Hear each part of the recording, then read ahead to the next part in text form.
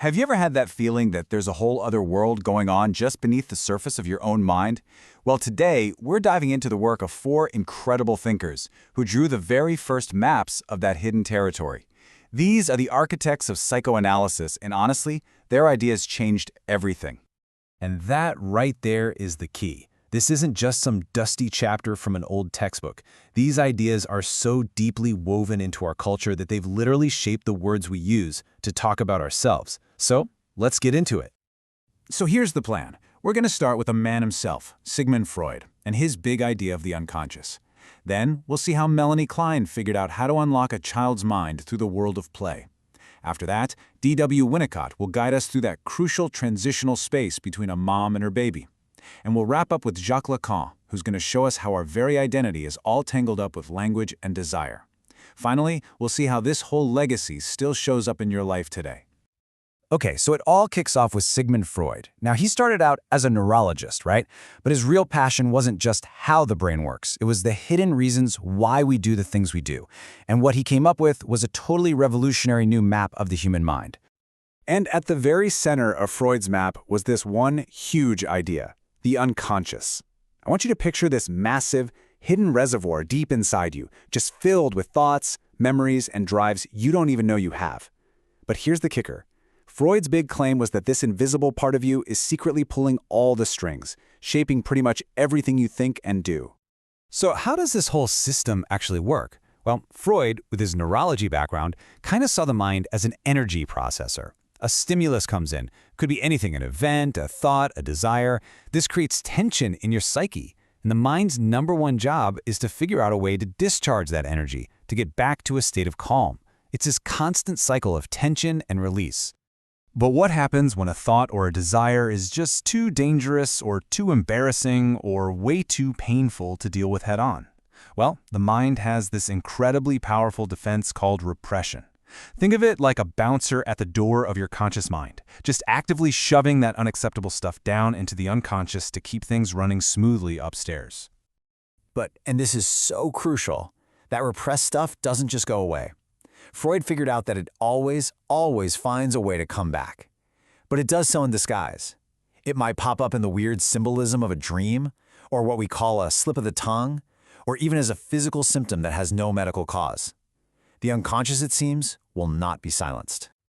Now, Freud's whole method was based on his patients talking, right? Free association. And that was great for adults, but it left this huge, fascinating question hanging in the air, one that would really drive the next generation of thinkers. How in the world do you explore the unconscious of a little kid, someone who can't even put their complex inner world into words yet? The person who cracked that code was our next pioneer, Melanie Klein. She had this incredible realization that to understand a child's inner life, you don't need a fancy psychoanalyst's couch. You just need a box of toys. This was her profound aha moment. For a child, playing isn't just about having fun, it's a language. It's how they work through their world, their anxieties, their biggest wishes. For Klein, the playroom was literally a laboratory where a child's deepest, most hidden feelings were put on full display. And this was a total game changer. Klein called it the play technique. She saw that when a kid smashes a toy car or lovingly tucks a doll into bed, that's the direct equivalent of an adult free associating on the couch. These weren't just random actions. They were symbolic messages about their anxieties, their aggression, their inner conflicts. Klein was the first person to really learn how to listen to this silent language. So Klein opened up the inner world of the toddler. But D.W. Winnicott, who was a pediatrician before he was a psychoanalyst, wanted to go back even earlier. He was fascinated by the very first, most important relationship of our lives, the one between a baby and its mother. And he gave us the idea of the transitional object. You definitely know this one. It's the security blanket, or that one teddy bear that's been through it all. For Winnicott, this was so much more than a toy. It was the baby's first not-me thing, something that exists in this kind of magical in-between space, bridging their own subjective world with the new and sometimes scary outside world. It's what helps a baby learn that it's okay to be alone. And let me tell you, the relationship a baby has with this object is intense. They have total control over it. They might cuddle it, chew on it, or even viciously attack it when they're frustrated. And the object's job is to survive all of it, the love and the hate, to prove it's reliable. And that's what helps the child start to build a real sense of inner security. So does all this mean a parent has to be perfect? Not even close. And this led to Winnicott's most famous and honestly most comforting idea, the good enough mother. He argued that perfection is not the goal. At first, yeah, the mother adapts almost perfectly to the baby's needs. But then, and this part is key, she starts to fail the baby in small, manageable ways. By not showing up instantly with the milk, she lets the child feel a tiny bit of frustration, which helps them build resilience and get a sense of reality. All right, now we're going to pivot to one of the most brilliant and, let's be real, notoriously difficult thinkers in this whole lineup, Jacques Lacan. He took Freud's ideas and smashed them together with linguistics and philosophy, and in the process, he totally changed our understanding of what the self even is.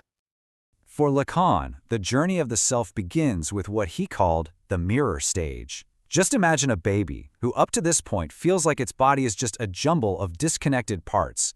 Then, one day, it sees itself in the mirror and recognizes a whole, complete person. But here's the twist. This sense of I is born by identifying with an image, something outside of itself. So from the very beginning, our sense of self is borrowed from something else, from an other.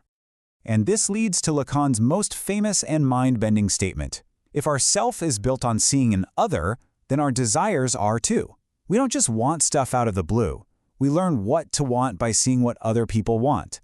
Lacan even told this story from St. Augustine about a toddler who only understands how much it wants its mother's breast when it sees its baby sibling enjoying it and turns pale with jealousy.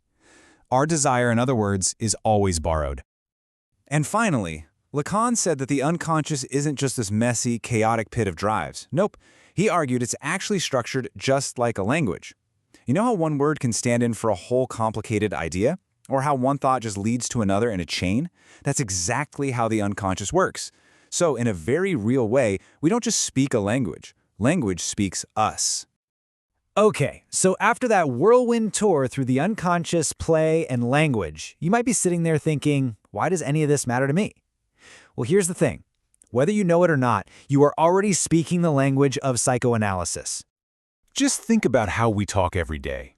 When you mention someone having an unconscious bias, or being in denial, or having repressed memories, that's all Freud.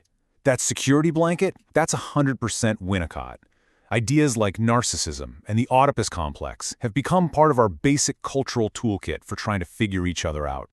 This timeline really just shows you how these ideas built on top of each other throughout the 20th century. You've got Freud laying the whole foundation in 1900. A couple decades later, Klein takes his ideas and applies them to kids. Then in the 50s, Winnicott goes even deeper into our first relationships. And by the 60s, Lacan is rereading the whole thing for a new generation. It was basically a century-long conversation, with each thinker adding to and arguing with the one before. So what's the big legacy here? What did they all leave us with? It's a massive, seismic shift in how we see ourselves. They left us with this really challenging but now totally fundamental idea that we are not the fully rational masters of our own minds. Instead, we are all these deeply complex beings shaped by hidden forces, by our very first experiences, and by the language we use to try and make sense of it all. They basically kicked open the door to this vast, complicated, and often contradictory world that exists inside every single one of us. They gave us a whole new way to listen to our dreams, to our mistakes, and to our deepest desires. And that leaves us with one final thought. If the unconscious is always trying to speak, what do you think yours is trying to tell you?